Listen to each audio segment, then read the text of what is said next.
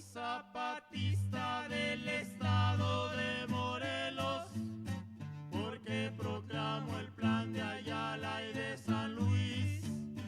Si no le cumplen lo que al pueblo le ofrecieron, sobre las armas lo hemos de hacer cumplir. Muy buenas tardes, tengan todos nuestros oidores, miradores, seguidores, bebedores, masticadores y regurgitadores de las palabras que expresamos a través de este canal de YouTube, La Comuna de la Palabra, un canal que forma parte del Centro de Estudios e Investigación en Neuropsicología del Desarrollo, con su previo https diagonal www.centrodeestudios.com. Y ahí pueden encontrar, aparte de los programas que tenemos, una serie de libros, artículos, y recuperaremos nuestro blog de trabajo. Dando continuidad a nuestra serie de monólogos con los cuales hemos recomenzado este año, hablemos de. El primero lo dedicamos a la primatología, particularmente a la obra del biólogo, etólogo, primatólogo, no sé qué más decirle, Franz de Waal, dijeran algunos, ya fallecido, infortunadamente.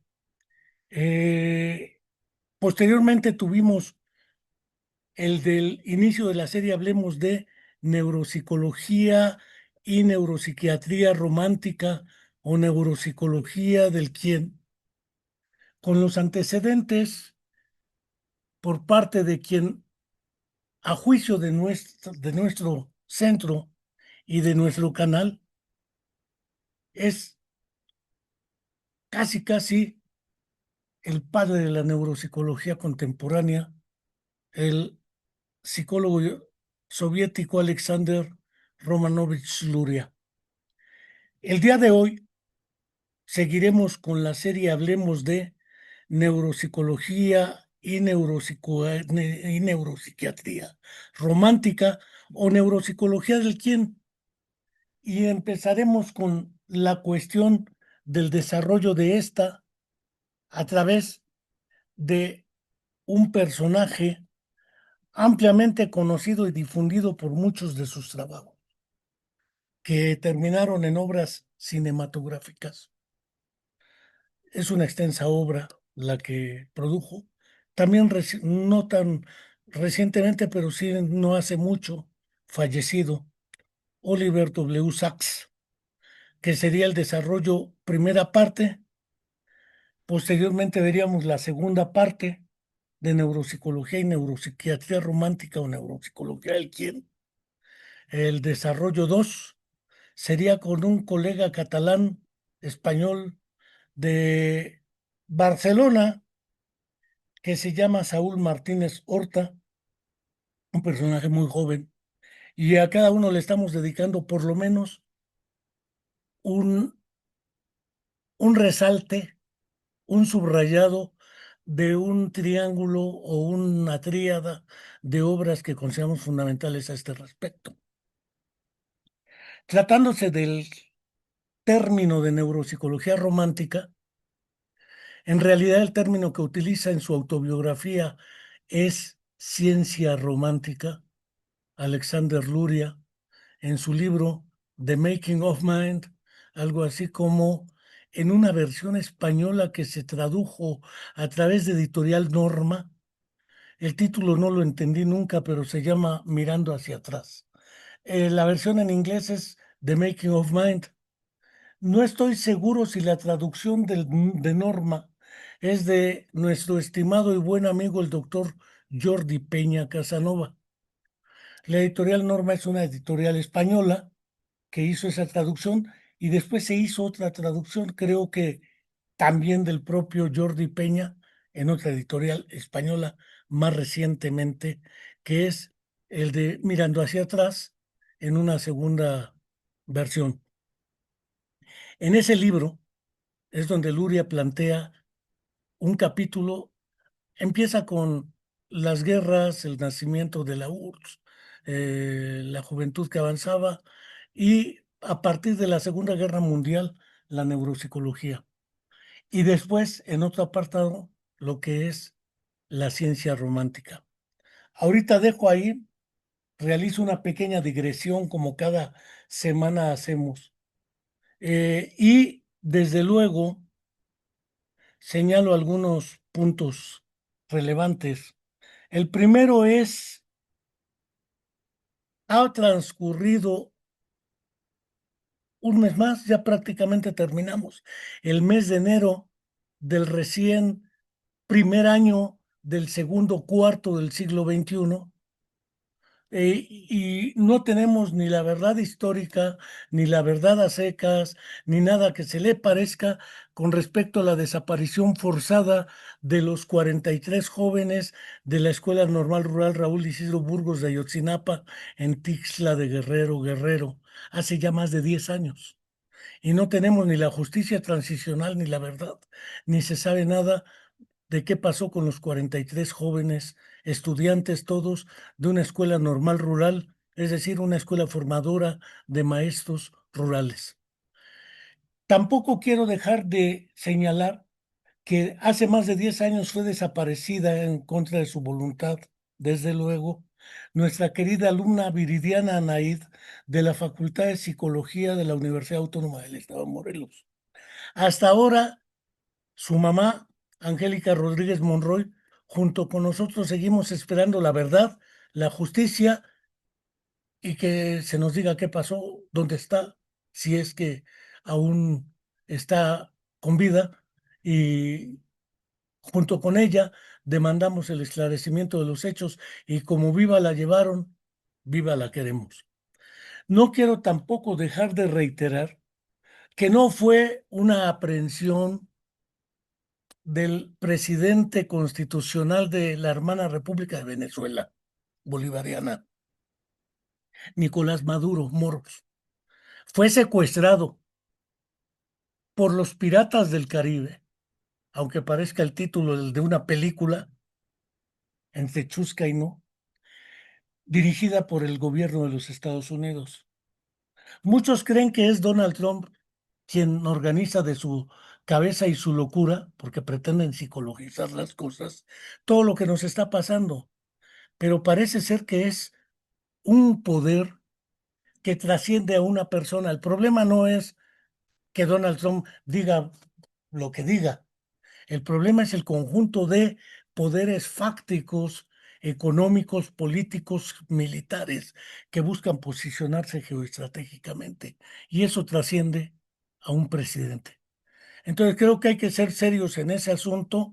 Nos solidarizamos con la hermana República de Venezuela y claro que demandamos la libertad del presidente Nicolás Maduro Moros y de su esposa Cilia, secuestrados ambos el mismo día en los mismos hechos. Finalmente, seguimos manifestando nuestra solidaridad abierta con el pueblo gazatí palestino porque parece ser que nuestra memoria es episódica, es decir, responde por episodios. Y cuando aparece otro episodio se nos olvida el anterior. Resulta que no tenemos una continuidad temporal e histórica de los sucesos, pero el problema palestino surge en 1948 con el nacimiento del Estado sionista de Israel. Entonces, me parece justo y necesario manifestar desde aquí que va nuestra solidaridad con el pueblo palestino por el derecho a un Estado, a un territorio y al regreso de todo aquel ciudadano palestino que ha sido expulsado y luego se quejan de que migran y los migrantes son terroristas y no es así. De momento, este es el speech clásico, pero entonces hablemos de neuropsicología romántica, neuropsiquiatría romántica, el primer desarrollo que según nuestra opinión nos lleva a considerar que después del nacimiento de la neuropsicología, ya señalábamos la ocasión anterior los primeros trabajos publicados, particularmente en 1947, el de la afasia traumática en ruso, escrito y publicado en Moscú por Alexander Romanovich Luria. Después aparece en el 49 lo que sería un trabajo de Donald O. Heft, la organización de la conducta en inglés, The Behavior Organization. Y posteriormente aparece en la misma época el trabajo de Julián de Ajuriaguerra y Henri Caen, Le Cortex Cerebral. Señalaba que particularmente en América Latina, y muy curioso, el psicólogo argentino, radicado finalmente en Venezuela y ahí fallecido, Alberto Leónidas Merani Colombo, había publicado un libro de un italiano que se titula Neuropsicología y Pediatría. Ese libro está publicado por una edición de Buenos Aires, Argentina, Psique, y también publicó después otro trabajo que debe llamarse algo así como Problemas de Neuropsicología Infantil. Uno, él es el autor y otro es el traductor y editor de un colega italiano. Son los primeros referentes. Hay uno que antecede en 1918 del filósofo argentino, psicólogo en esa época, la filosofía, la psicología, la psiquiatría, el psicoanálisis y la neurología estaban definiéndose claramente. Aníbal Ponce publica en sus estudios de psicología un trabajo en 1918 que se titula algo así como La rehabilitación de los lóbulos frontales para pacientes que tenían daños en los lóbulos frontales. Pero más allá de ese trabajo no publicó nada el buen Aníbal Ponce. Entonces, creo que con justicia podemos decir que el padre de la neuropsicología como la conocemos hoy es sin duda Alexander Romanovich Luria. Era, si la memoria no me traiciona, y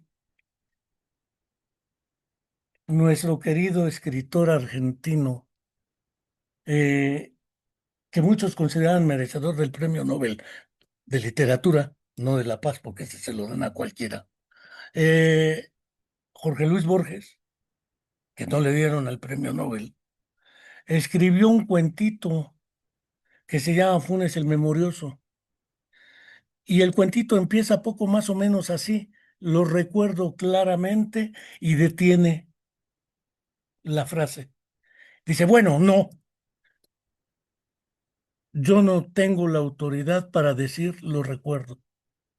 El único que podría decirlo con lujo de detalle era Irineo Funes, pero yo lo recuerdo claramente.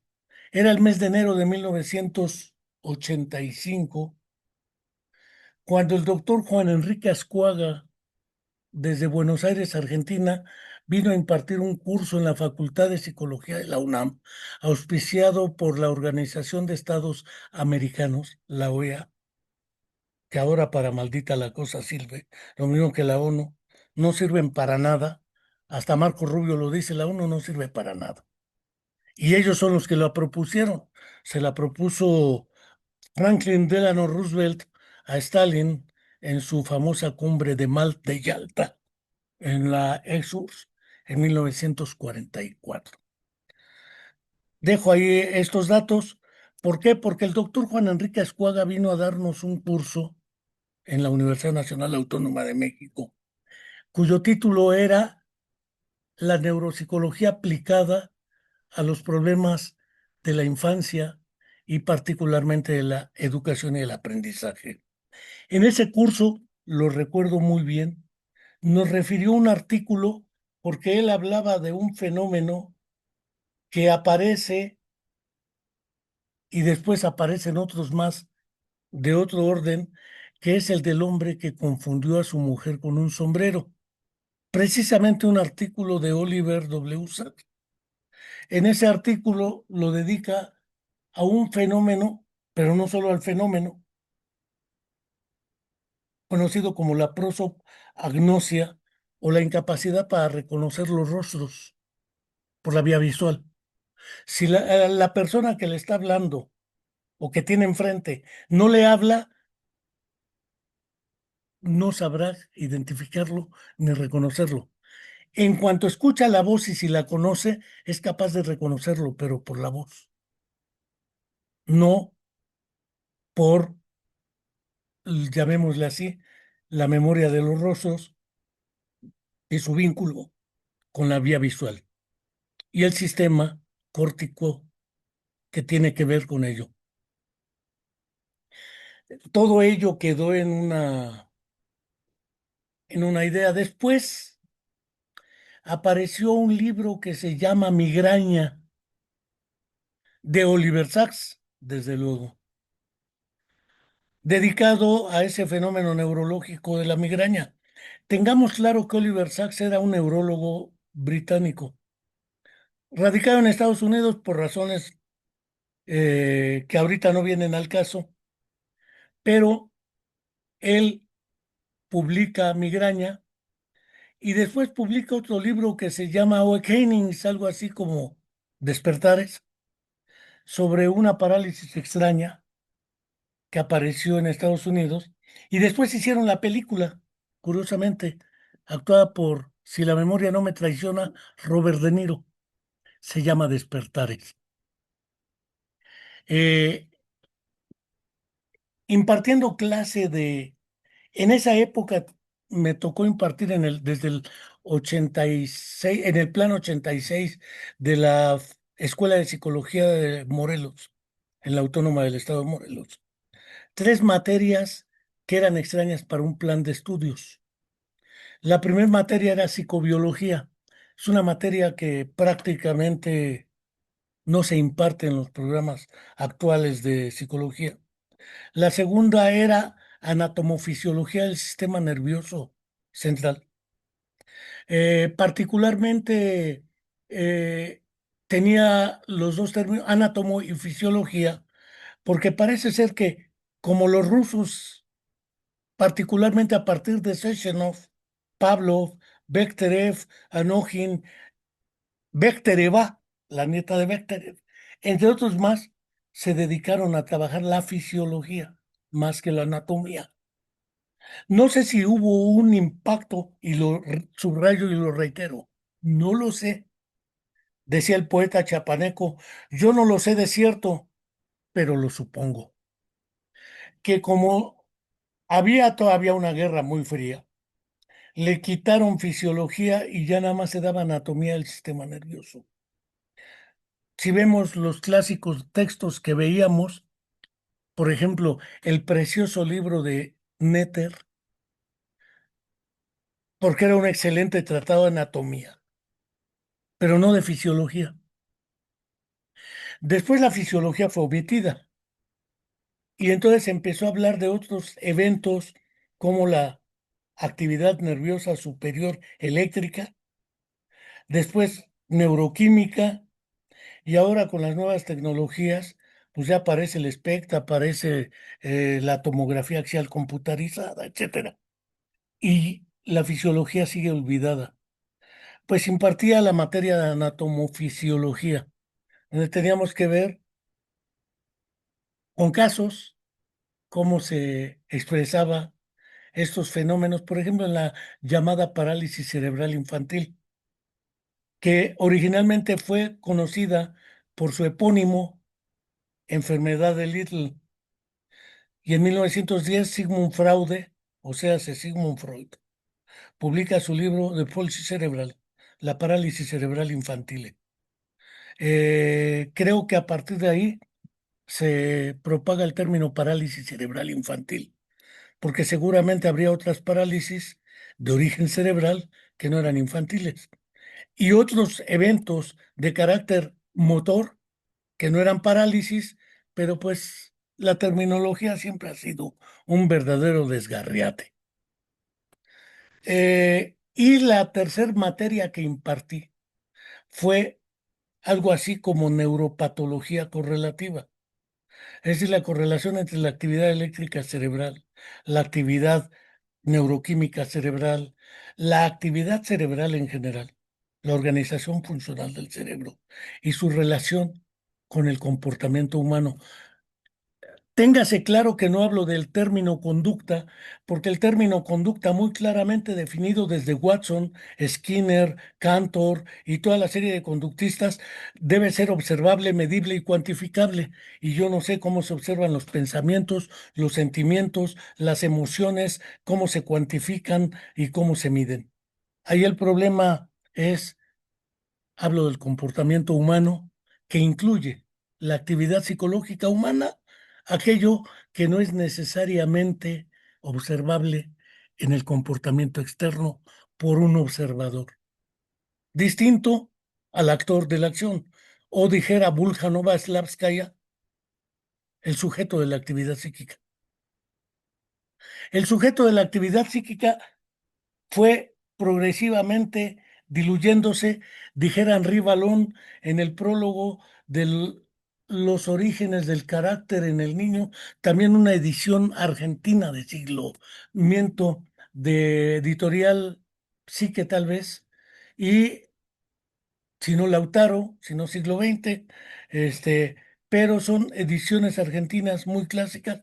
Y en ese prólogo, Henri Vallon decía claramente que lo que ha hecho la psicología hasta ahora ha sido diluir su objeto de interés, el ser humano, y particularmente su objeto de estudio, el psiquismo o la actividad psíquica, porque al reducirla para irlo comprendiendo a procesos cognitivos, procesos afectivo-emocionales, procesos volitivos y procesos psicomotores, conductuales dijeran otros, ¿sí? Resulta que ya no tenemos ni al ser humano ni al psiquismo, tenemos procesos cognitivos, procesos afectivos, y resulta que desaparece el sujeto de la actividad y aparecen los procesos.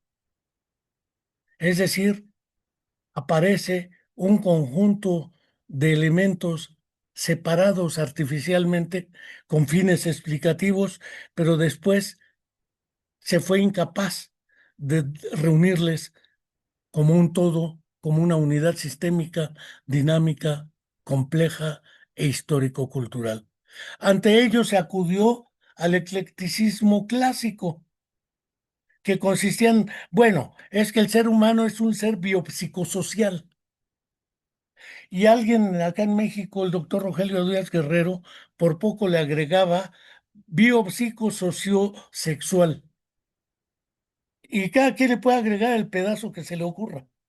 Y después aparece como en los test, el test Binet, Simon, y después si alguien le hace una variación, aparece Yasu, Terman, y después aparece Merrill, y entonces Binet, Simon, Terman, Merrill, y son variaciones sobre el tema. Es la misma gata, pero solo que está revolcada ahora. Quiero señalar que bajo esas circunstancias hablamos alguna vez de la prosopagnosia y acudimos a Oliver Sacks. Una colega que viajó a Barcelona encontró esta edición anterior a la de las ediciones que posteriormente publicaron a Sachs, las de editorial Anagrama. Esta es una edición muy extraña, es Muchinik, como suena, Muchinik, de Barcelona, España, y trae entre uno de los capítulos el hombre que confundió a su mujer con un sombrero. Trae otros temas. El marinero perdido, donde habla de la memoria, amnesia de Korsakov, algunos decían psicosis, quién sabe si creo que a estas alturas del partido ya no se considera una psicosis, se llama una enfermedad de Korsakov, y aparece la amnesia, pero algunos hablaban del delirio. Y probablemente, como Sachs señala, ese delirio mal interpretado no era delirio, era fabulación. pero ahorita no me voy a meter a las diferencias entre delirio, fabulación y confabulación, que algunos lo utilizan, pero confabular implica ponerse de acuerdo entre dos o más para joder a alguien, confabular, pero no es el caso el de la confabulación. Y generosamente esta alumna me trajo el libro de Sachs. Por esa época apareció Forrest Gump y en este libro aparece el caso de los gemelos autistas, que forman parte de lo que posteriormente fue el guión de la película de Rainman. No quiero abundar aquí en el caso de la película de Rainman, pero también participaron otra serie de personajes ayudando en la construcción del guión. Por ejemplo, Kim Peek, un personaje que tenía agenesia del cuerpo calloso congénita y por lo tanto tenía una serie de habilidades muy extrañas, pero una serie de incompetencias muy observables. Debo decirles también que después de la película Despertares, aquí aparece un capítulo que es Ver y no ver y el del pintor que se quedó ciego al color. Debe ser dramático para un pintor. Pero posteriormente publicó La isla de los ciegos al color. Publicó, según mi opinión, quien más fructífero ha sido en esta neuropsicología romántica o del quien, aunque sí lo demarqué claramente la ocasión anterior, tanto Sachs como después vamos a ver con Saúl Martínez Horta, casi todos los diálogos están armados en tercera persona, es decir, quien habla es Oliver Sacks de los pacientes, quien habla es Saúl Martínez Horta, pero en el caso de Sasetsky, el autor de Y seguiré escribiendo era el propio Sasetsky. Entonces Luria, en algunas digresiones que pone en el libro, también pone los textos del propio sujeto de la actividad psíquica, que era el caso. Ya mencionábamos el de los gemelos en el caso del lenguaje y desarrollo intelectual en el niño, un trabajo realizado longitudinalmente también con un par de gemelos, junto con Judovich, y hablábamos de un pequeño libro sobre una gran memoria, que es En trillas, el libro de algo así como si la memoria no me traiciona, porque luego la memoria ya me hace jugarretas, ¿sí? Pero debe llamarse la mente el mnemónico. Eh, Oliver Sacks, particularmente este libro, El hombre que confundió a su mujer con un sombrero, lo secciona, lo divide en una serie de apartados que él considera relevantes. Primero habla de lo que son las pérdidas y los prefijos latinos agnosia, un concepto inventado también por Freud, afasia. Freud también le dedicó un trabajo súper espectacular a la afasia en 1892-93, titulado La afasia, antes de haber entrado al psicoanálisis o de haberlo prácticamente creado. eh, las pérdidas, amnesia, acalculia, y decía Oliver Sacks irónicamente, parece ser que el prefijo favorito es a o disgrafia, discalculia, disfasia, etcétera. Parece ser que o se pierde o se afecta el proceso que opera por debajo del nivel que debiera operar. Y él dedica la primera parte a lo que son las pérdidas, que son 9 trabajos, 9 casos. La segunda parte es un tema que casi nadie toca, lo que son los excesos. Habla particularmente, por ejemplo, del síndrome de Gilles de la Tourette. Ahí no hay ninguna pérdida. Habla de la enfermedad de Cupido, un término creado circunstancialmente a partir de la experiencia de una señora de ya muy avanzada edad que de joven se dedicó a la vida galante, a la prostitución y se contagió de sífilis. Fue tratada en aquella época, la penicilina no existía.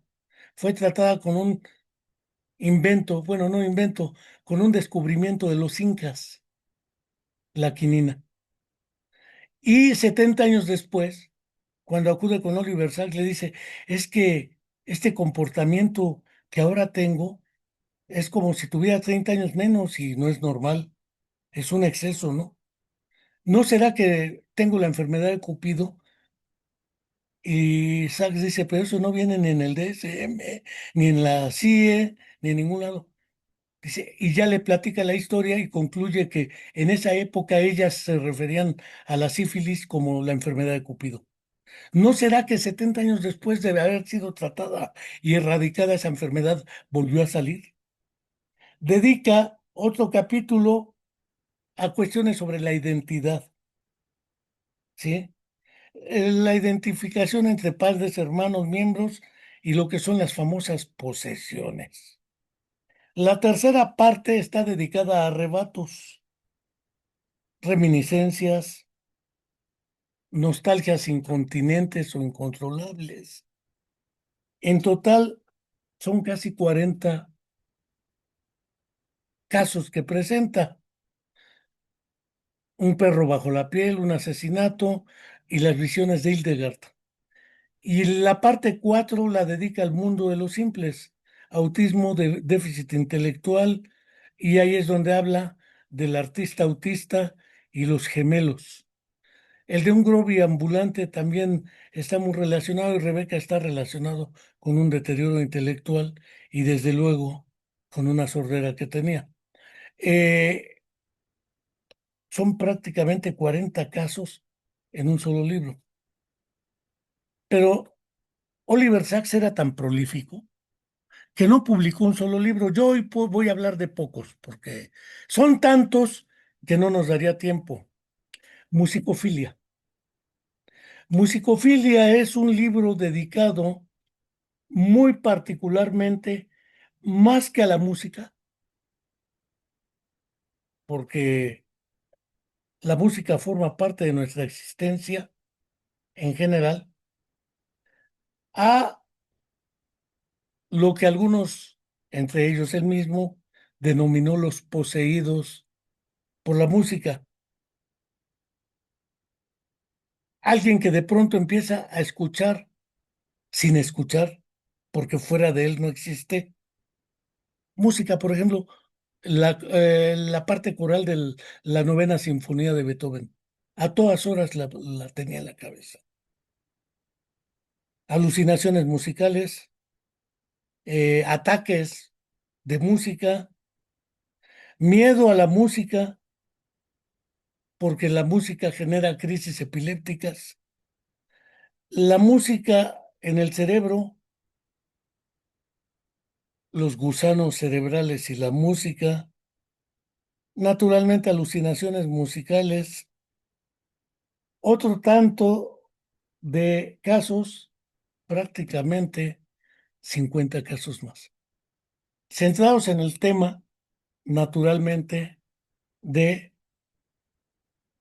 las alteraciones que no tratan con la amusia, la pérdida de la competencia para reconocer la música, que por ejemplo le digan a usted cante el himno nacional y en vez de cantarlo lo recita, porque ya no es capaz de reconocer y seguir la música. Pero sí sigue el ritmo un poco y lo que es el contenido para declamarlo. Un poco antes apareció su libro, Un antropólogo en Marte. Un antropólogo en Marte es un trabajo con otro tanto de capítulos Aquí particularmente son 10 capítulos, 3, 6, 7. Un antropólogo en Marte, lo que son los prodigios, aparece otra vez el autismo, el paisaje de los sueños, ver y no ver, es decir, las cegueras que no son cegueras, o la inversa, cegueras que no se reconocen como cegueras y la persona dice que no es ciega aunque sea ciega.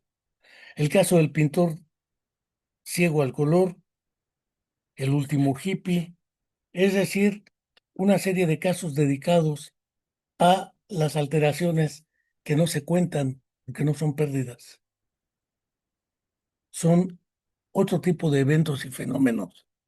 Un tema que para algunos es más de carácter psiquiátrico, alucinaciones. Prácticamente todos están en Editorial Anagrama y trae un conjunto de capítulos dedicados precisamente al tema de las alucinaciones. El síndrome de Charles-Bonnet, por ejemplo, lo que es la deprivación sensorial que se utilizó como métodos de tortura enseñados por los estadounidenses y los nazis también, a los chilenos, por ejemplo. ¿Qué pasa con la privación sensorial? Hay una obra excelente que estuvo prohibida muchos años en Estados Unidos, escrita por un estadounidense a propósito de las consecuencias de la guerra. Johnny empuñó su fusil.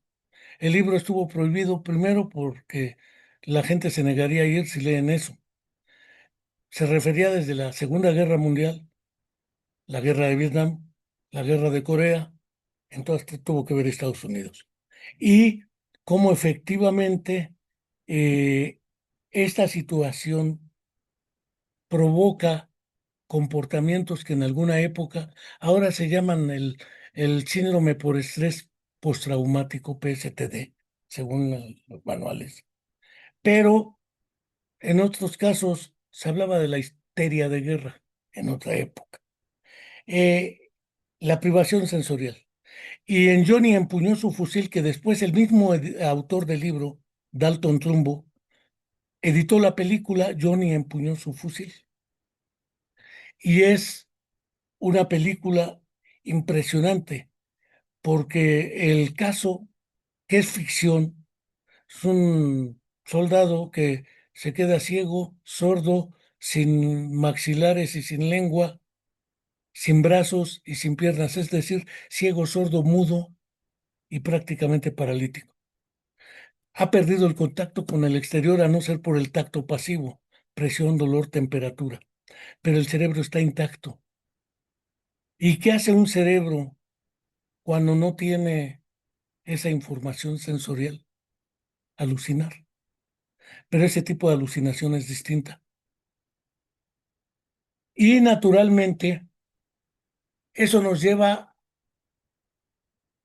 a destacar el carácter equívoco de uno de los grandes mitos de la época. El cerebro ve, el cerebro piensa, el cerebro decide, el cerebro organiza, pero el cerebro es parte de un todo llamado el ser humano. Quien ama, piensa, goza, sufre o llora es el ser humano. Quien tiene los propósitos y las intenciones es el ser humano, no el cerebro. Sin el cerebro no lo haría, pero ese ser humano o el ser que porta un cerebro, un ser encefálico, un mamífero, un cánido, ¿sí? Podría muy bien tener actividades similares, pero resulta que a la hora de la verdad, la actitud intencional no es el cerebro quien la tiene el ser humano, y que gracias a su cerebro puede realizarlo, porque si no vamos a seguir cayendo en el o en los reduccionismos monistas de decir todo es el cerebro y no hay ser humano, no hay personalidad, no hay intenciones, no hay sentimientos, lo que hay es conducta e impulsos nerviosos. pero también tratando de caer en el dualismo cartesiano, pero no caer en él, es decir, evitar las dos entidades, cerebro-mente o cuerpo-mente, eh, que nos lleva a expresiones del tipo pienso, luego existo, cogito ergo sum, lo soy, cartesiano, que nos ha llevado de la mano a la frenología y de la cual aún no logramos salir completamente librados. En este trabajo, precisamente, se habla de las alucinaciones, las ilusiones, que ya las aclararon los psicólogos de la Gestalt,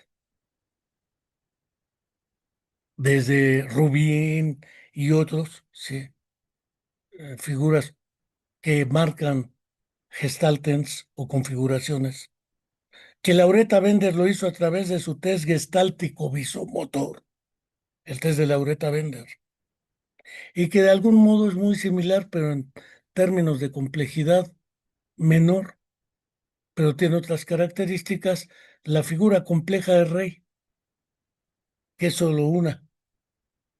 Pero hablar de las alucinaciones y luego de los delirios es en verdad sumamente arriesgado si no recuperamos esta serie de fenómenos como es el Parkinson, como es la migraña, como es la epilepsia del lóbulo temporal, como es el síndrome de Charbonet, por ejemplo, como es la enfermedad sagrada, las alucinaciones de un hemicampo visual.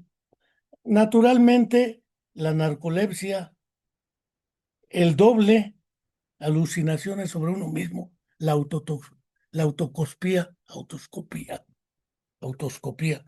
¿sí?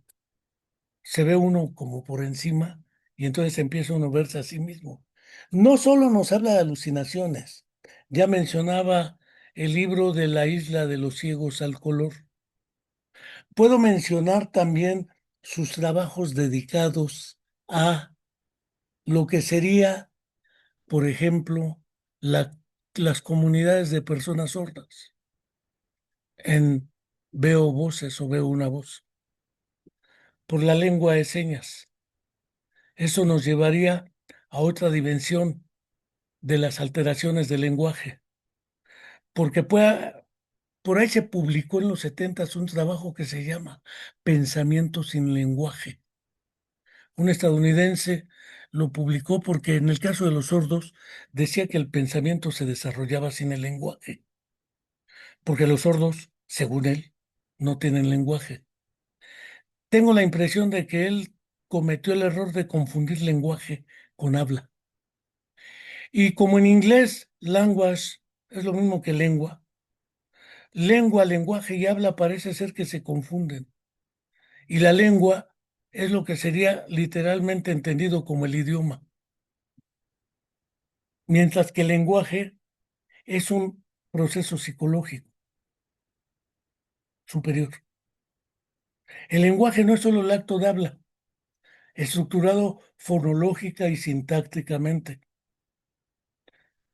En el caso de las personas con sordera y hablantes de la lengua de señas o usuarias de la lengua de señas, hablan con las manos, pero resulta que los trabajos de Broca y Wernicke no consideraron esa condición porque la época tampoco lo permitía. A toro pasado es bien fácil ponerles faltó esto. Pero el caso de los sordos es un fenómeno que existe. Las primeras escuelas de educación especial en el mundo fueron para los sordos, antes que las de ciegos. La primera en Alemania fue para sordos. La primera en Francia, la de la Bad Michel P, fue para sordos. La de Estados Unidos, la primera fue para sordos, la de México fue para sordos. Y después, con Benito Juárez, se crea la de ciegos. Pero el problema de los sordos, en Brasil también, pero el problema de los sordos no es que no hablen, no es que sean mudos, les decían sordomudos, pero resulta que no hablan los que son sordos congénitos, ¿sí? Porque no han escuchado y no tienen el referente contra el cual producir.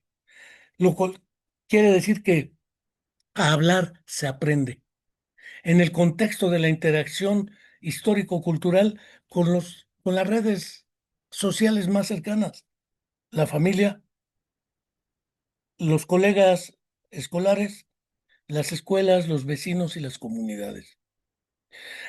Yo hablo castellano porque nací en este país. Si hubiera nacido en Turquía, probablemente no hablaría castellano y hablaría turco. Y si hubiera nacido en Bielorrusia, tal vez hablaría una variante de los rusos o bielorruso o la lengua que corresponda. Es decir, por nacer aquí hablo el castellano, no porque mi cerebro diga hable español. Porque si hubiera nacido en una comunidad originaria en México, por ejemplo en la región Mije de Oaxaca, hablaría el Mije y dadas las circunstancias probablemente sería bilingüe, el castiza o castellano y el Mije.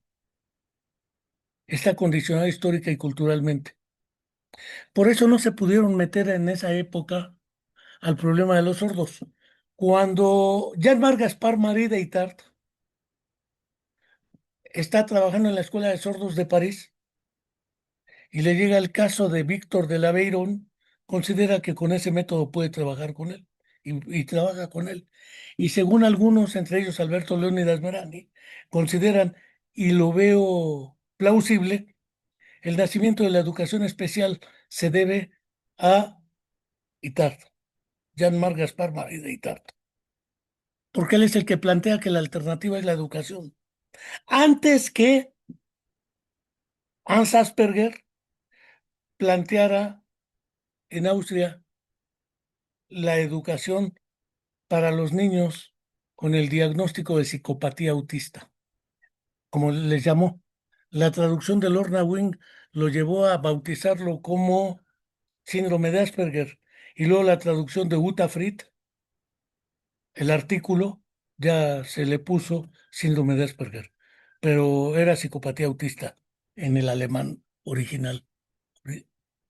Ahora bien, planteado hasta aquí el terreno, Oliver Sacks dedica todo el tema. ¿Qué pasa? ¿Habrá afasia en sordos congénitos? Es decir, puede perder el lenguaje una persona sorda si no habla.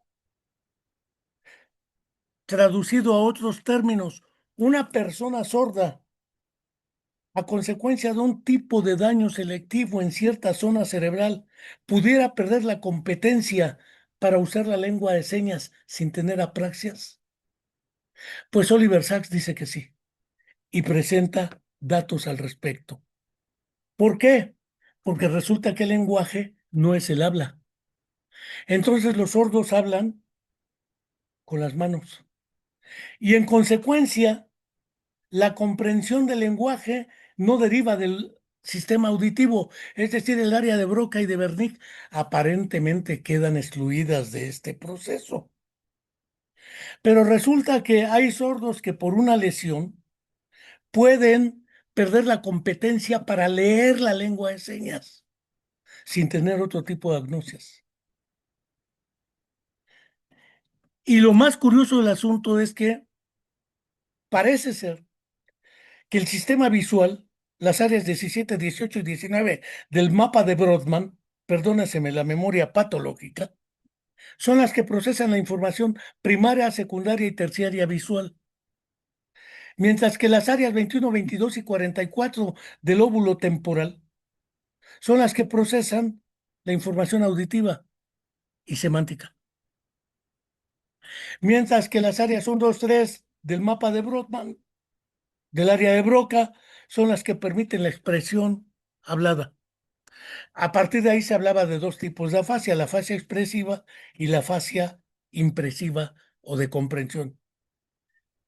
Pues resulta que personas con sordera son capaces de, y con lesión en el área de Broca, pueden perder la competencia para expresarse en lengua de señas, si fueran usuarios de la lengua de señas.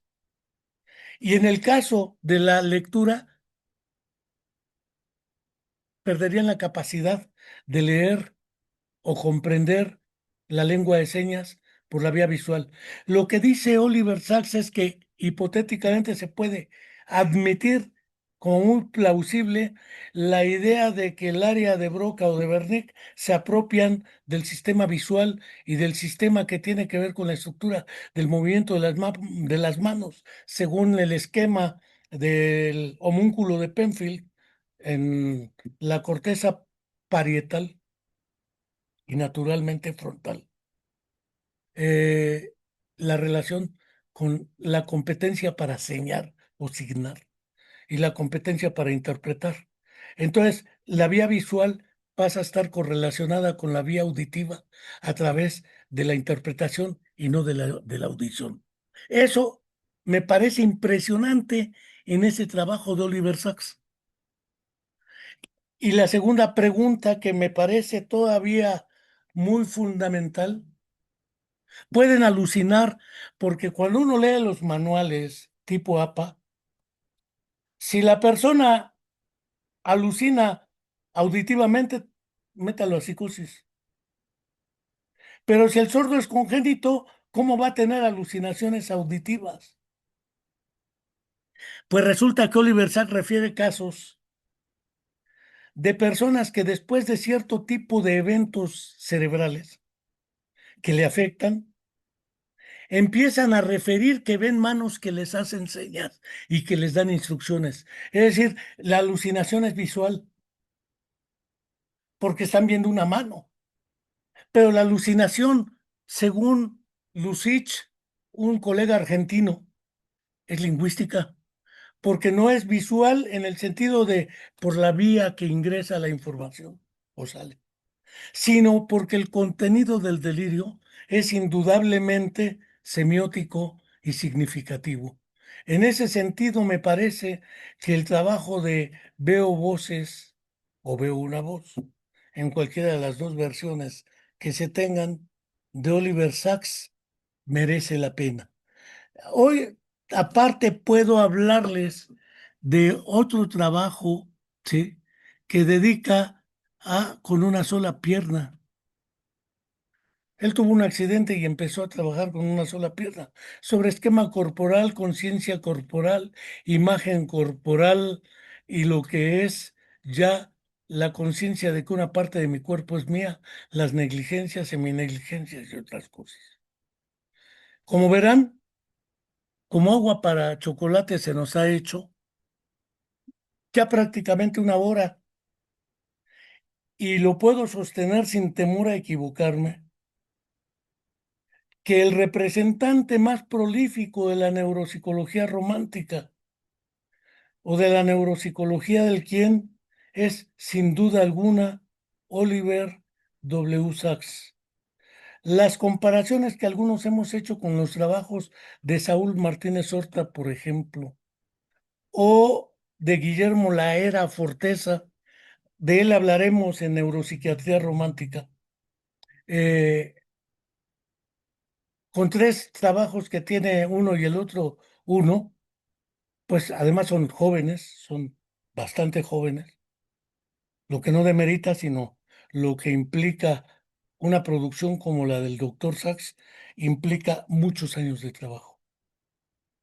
Entonces, aún tienen mucho camino por delante, que sería la segunda parte de esta exposición de desarrollo de la neuropsicología romántica con el doctor Saúl Martínez Horta.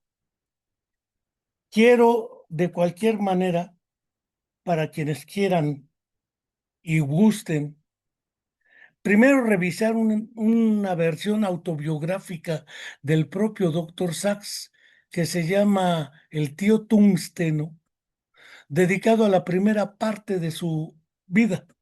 Él quería ser químico, botánico, por ese lado. Incluso tiene un libro que se llama Diario de Oaxaca, que me sorprendió, porque que le dedicara al café, al tabaco y otras cosas. Me sorprendió el nivel de amplitud de erudición y de trabajo que plantea Sachs en ese trabajo de Diario de Oaxaca, que pudiera gustarle más a los biólogos.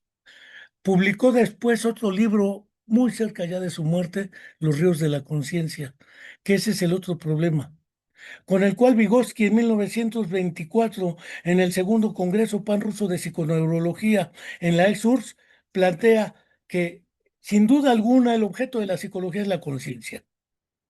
La mayoría de los positivistas, neopositivistas y conductistas han reconocido en Wilhelm Wundt el padre de la psicología científica, dicen, porque en 1879 en Leipzig, Alemania, fundó el primer laboratorio de psicología experimental. Antes era fisiología, eran fisiólogos, Helmholtz, entre otros más, ¿eh? Pero resulta que lo único que recuperan de Wilhelm Wundt es el método experimental y el laboratorio. Por eso ahora en los planes de estudio te dice, ¿qué carrera quiere dar? Quiero dar análisis e interpretación del francés. ¿Y tiene algún laboratorio? Espéreme, ¿cómo meto el francés a un laboratorio? Y entonces tengo laboratorio de idiomas. Esa idea de los laboratorios experimentales es una idea que creen que es la única manera de hacer ciencia teniendo laboratorios. Pero tengo mis serias dudas. Aparte del tío tungsteno, en los ríos de la conciencia, y Wilhelm Wundt lo decía, el objeto de estudio que tengo yo es la conciencia. Weber y Fechner se metieron por ahí desde el ángulo de la percepción, umbrales diferenciales y absolutos en el reconocimiento de lo que sucede a mi alrededor. Pero su objeto de estudio era la conciencia y es lo que borraron. Nada, más dejaron lo experimental y con eso creen que ya hacen ciencia. Tengo mis serias dudas. Quienes quieran aproximarse a otro estudio elaborado por Lawrence Wessler. And how are you, Doctor Sachs? ¿Cómo está usted, Doctor Sachs? Es en realidad la sistematización por el editor Lawrence Wessler de las memorias de Oliver Sacks en una especie de autobiografía. Pero en realidad, quien organiza y le pone el orden secuencial temporal es Lawrence Wessler. Pero es sin duda, de los libros que he leído sobre Sacks, biográficos, aparte del tío Tungsteno, del propio Sachs, de cómo está usted. Sí. Y desde luego, con base en esto, quiero decir que efectivamente el trabajo del doctor Sachs es un trabajo que por lo menos cuestiona el carácter explícitamente del objeto de estudio y de trabajo. Y él literalmente sostiene que es el quién. Y él literalmente dice que a Luria le debe el concepto de neuropsicología romántica a través de ciencia romántica en su The Making of Mind o en su biografía. Entonces yo creo que vale mucho la pena leer y releer, además de Luria, al doctor Oliver Sacks, porque esta nos aproxima a la neuropsicología romántica y la neuropsicología del quien que sigo creyendo y considerando la más sólida hasta ahora. Muchas gracias por su atención.